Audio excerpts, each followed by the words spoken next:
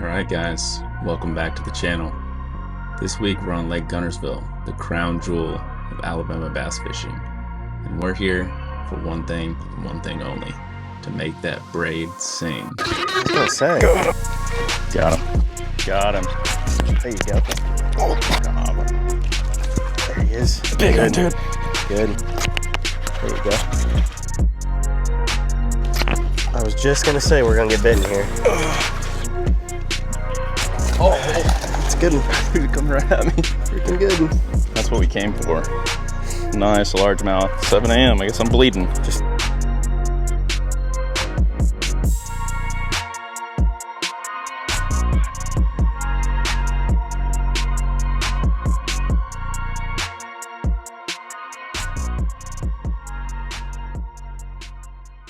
All right guys, so didn't do a great job talking on the water the other day, and I just thought I might hop in here and kind of break down what we're seeing throughout the videos. So I'll be popping in and out of the video and kind of breaking down what we're seeing and giving little techniques throughout the video that'll kind of help you catch more fish when you go out frogging and punching like we're going to do in this video. So stay tuned.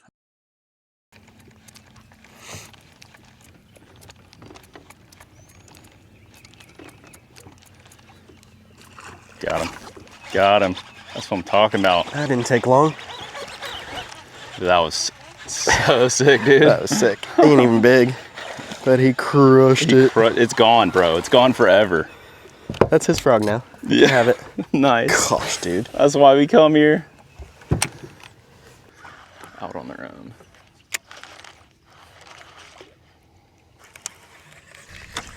The first keeper we caught in that tournament we won. Yeah. Up around that second. There he is. Oh. There you go. Oh. Big one? I don't know. He's running. No, he's not big. He's running. There you go. Fun. Keeper. God, that was the most awkward hook set. Nice. Solid fish. Yeah. Kind of want to keep it. That's what we came for. Well, that didn't take long. Did he hit it on the initial fall? Yeah, dude. He knocked slack in it once it punched through the mat. That's what they do.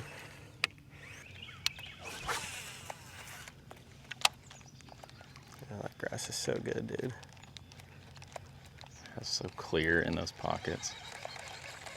Yeah. I was listening to. Hoop. He missed it. He never had it.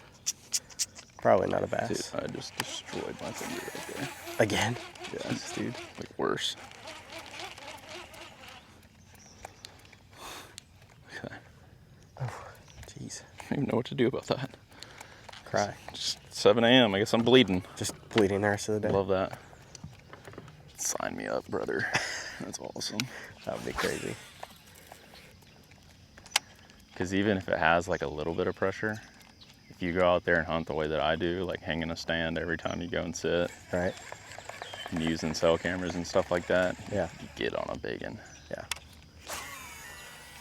I just want to put a cell camera out there with a pile of corn just to see. Oh, dude. I'm sure. You know it'd be like, Ridiculous. yeah.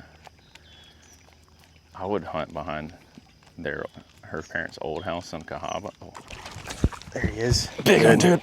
Good. Dude, I saw him come up and eat it. That's a good Oh, one. he's not that big, but he freaking smashed that thing. Get him up in here. There you go. That's what I'm talking about. That's sick, dude. Dude, That's sick. gone. Look at that sucker. Swamp Lord. Gone forever. To the dome.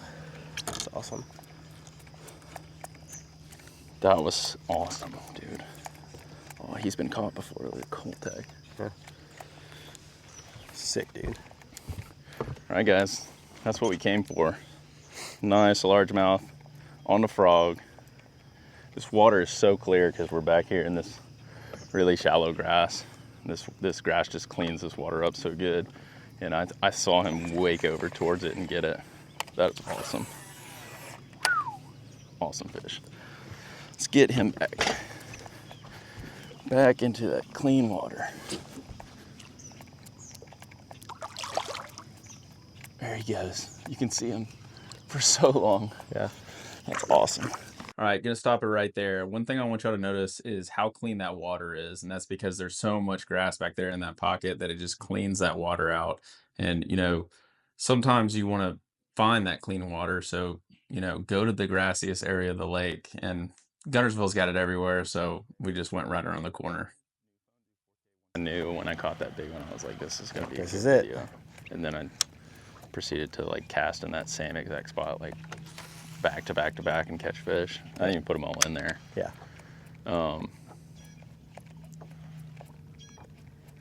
he is. There you go. Way out there on that one. Sweet. Nice, dude. Oh, dude. Skinny old grass Both fish. of his sides of his mouth are... Dude, these are probably all refeed fish from Probably all those big tournaments. Somehow I pegged him with this unknown hook of mine. It looks like a gummy. Another one. Look at... Yeah, both. Oh, yeah. That's Poor sucker's been for him. caught 25 times. Just got him again. But I mean, it's I also... feel like Lanier would get views. Dale Hollow probably gets views. Get him. A little one. Get him up. Little guy. That's a decent one. That's a nice one. Yeah. Not bad. We did it. That is a grass fish right there. He's dark, isn't he? Yeah, here. And All three of us on a boat would be interesting. yeah. We couldn't do it in my boat. No. It's too small. Yeah. Does he have a 21 footer? Yep. Gosh, must be nice. Yeah, it is. This boat's nice.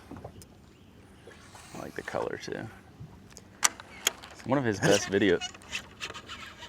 Bro, would you chill? He had it for so long.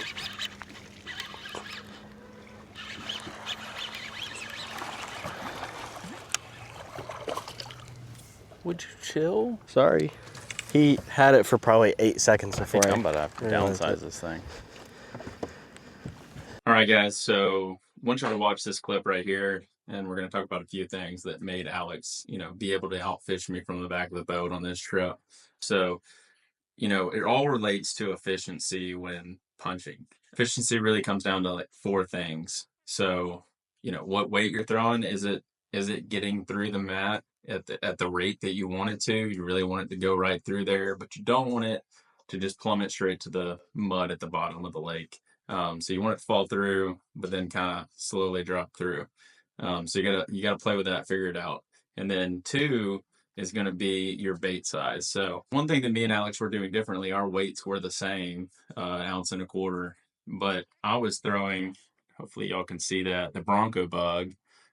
So you've got a decent sized body there, and you've got the legs that hang there, and it was getting hung up on top of the mat. So a lot of times I wasn't even getting through the mat, whereas Alex was throwing something more like this, just a small bodied crawl, little kicking legs, but not much. And his was getting through every time. He was actually getting into those thicker parts of the mat, and that's where he was getting bit. So your bait matters as far as the drag that goes through, and your line size matters. So my line was a thicker diameter than his, so it was having more drag as it went down into the mat. So that's another thing to think about. You want to go with the thinnest diameter stuff. I think he was using Suffix 832 65-pound braid. So that helped him out there. But the last part of efficiency when it comes to flipping is really, how long you're letting it sit in the mat for. So Alex would flip in there, get it through, and then just give it one pump. And if they didn't bite, that he was out. So he'd reel it back up and he'd flip to the next spot. Another thing he was telling me was as he's reeling out, he's looking at his next spot that he wants to pitch to.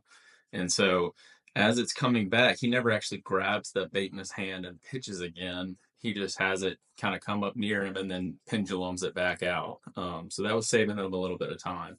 And when you talk about punching all day long, like we punched for like 8 or 10 hours on this trip, if he's getting 2 pitches to my one, he's going to have, you know, twice the chances to catch a fish. And that, I mean, that was very obvious. He caught more fish and the bigger fish on this trip. So pretty interesting to see how like all that efficiency plays out in a day of fishing when you think about it like that. So just try to be as efficient as you can with those 4 tips there. You know, your bait, your weight, your line size, and how fast you're getting in and out of that mat.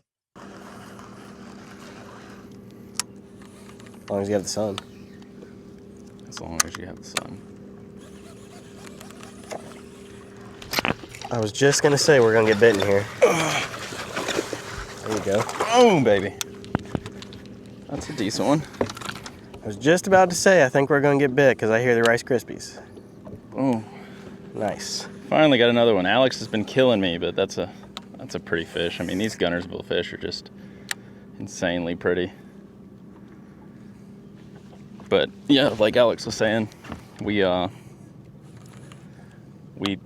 of go dry, and then we'll get into an area where we start hearing those bluegill popping, and we start getting some bites again. But nice. Nice. Gosh, this water's so clear and pretty. All right, so another thing to note right there, Alex is talking about the Rice Krispies, but it's what we kept calling them all day. But what he means is the bluegill feeding on the surface. You hear those little pops all the time when you're around the bluegill, and that's really what you want to be around when you're fishing the grass. So if you hear that, you're probably in the right area. If you don't, you may want to move on. Yeah, I don't know how that works. I mean, they won't do well. No, I mean because they're like current fish. oriented.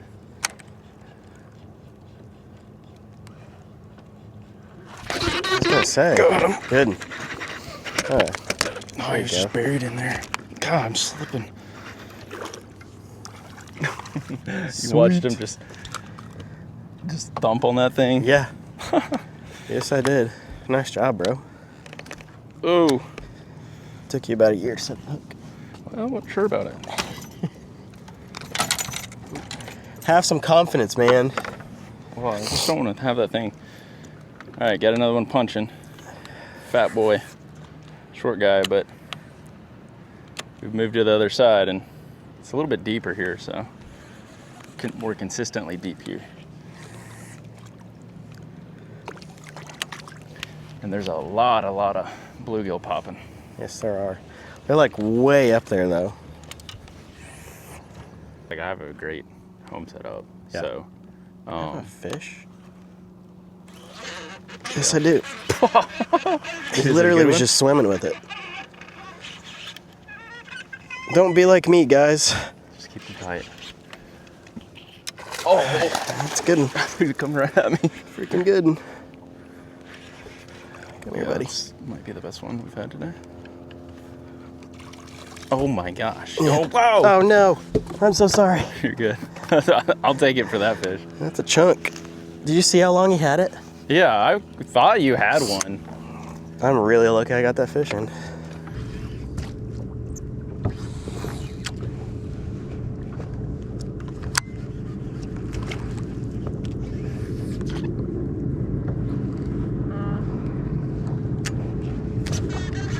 Get him, get him, get him. Keep on moving him. Oh, brother. Flipping him? Giant, but yeah, I got it. No, I just saw that head. He's got quite the head.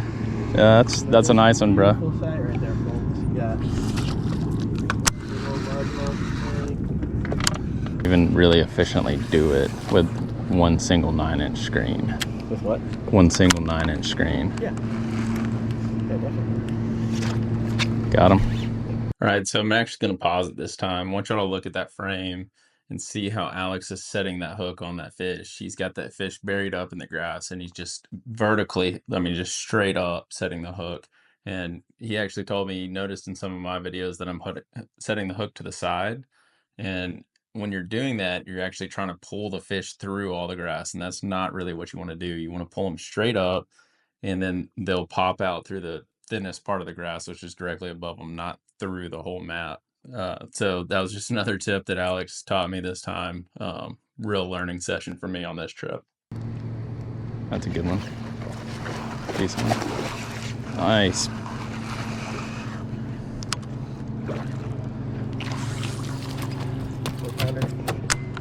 Yep, that's a long one.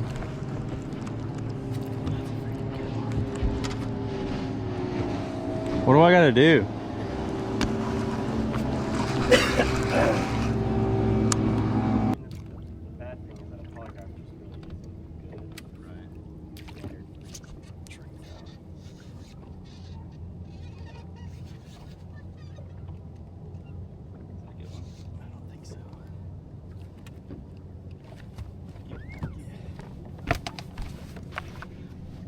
Still on there, I can't feel him. Oh, he is.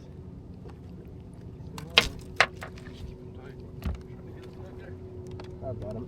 He's not that big. He's nice. I sure would like to have him.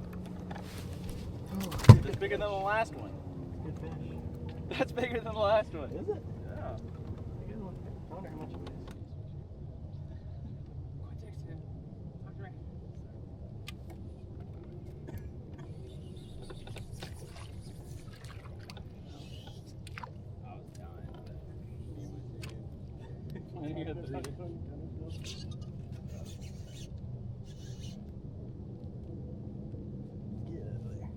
He's little. Tiny guy. Tiny. Get some of that grass off before you go to the boat.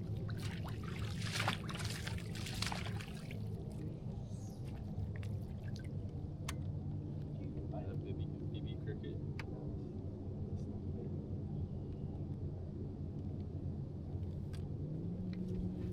This is a brave fish right here. We appreciate him. All right, guys. So that's gonna be it for the Gunnersville trip. Learned a lot from Alex on this punch-in deal. I thought I knew how to do it, and I do not. He was way better at it than I was, and I'm sure a lot of people are. But super fun trip. Learned a lot. Hopefully, y'all learned some from these little voiceovers that I'm doing. And let me know in the comments. Do you like this kind of voiceover thing, breaking down exactly what I'm doing? Because a lot of times, stuff happens on the water and then you watch it back on video and you're like, oh, that's why that happened. So that's kind of why I wanted to do this time. So let me know, what do you think about this? And we'll be back on the Coosa this weekend, hitting up Lay, continuing that series. So y'all like and subscribe, and we'll see y'all next time.